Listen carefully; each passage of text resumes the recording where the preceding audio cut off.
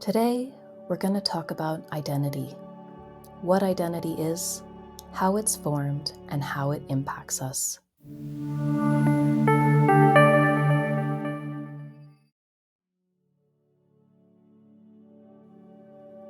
If someone asked you, "Who are you?"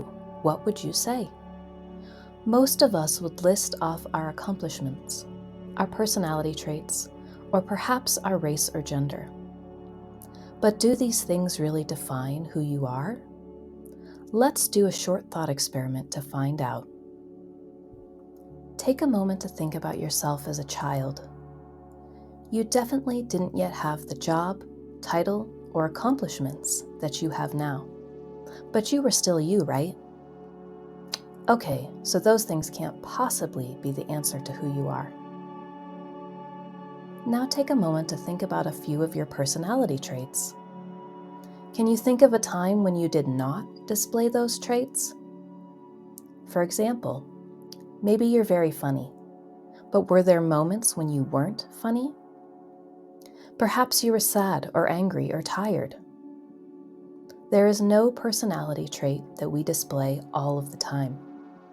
Yet we are still us when we are not displaying it. So personality traits cannot be the essence of who we are. Now, imagine you are wearing a full costume that covers your entire appearance. Or maybe you're in a dark room where no one can see you.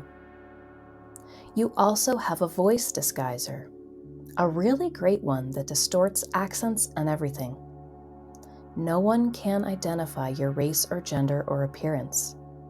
But inside that dark room, underneath that costume, you're still you, right?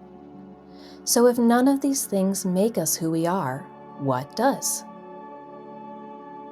Although we think we know who we are, most of us do not have a sense of identity other than our quote-unquote mind identity, the identity that our mind has created for us.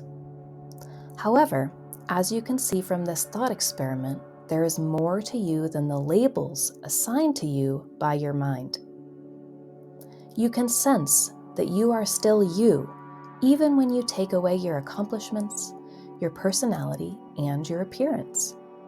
So let's explore what else could make you you. By mid-childhood, we have come to believe that we are our story. We might come home from school and tell our parents about the A+ we got on the math test. This story-based identity is known in psychology as the narrative identity. Interestingly, the narrative identity spreads out across time. Each episode fits like a puzzle piece into the larger story of our lives, a story that consists of a reconstructed past and an imagined future. As we get older and our minds become more developed, these stories get stronger. Reimagining our story becomes more difficult, and deviations from the plot cause greater and greater distress. Our minds are sure that our story is what makes us us, and any threat to our story can be terrifying. We might even believe that without our story, we are meaningless or nothing. But luckily, our story is not who we are. Anything consisting of only a past and a future cannot be us, because we still exist in the present moment. Therefore, our story cannot be us. So let's next talk about the comparison-based identity. In early childhood, we begin to believe that we are separate from others.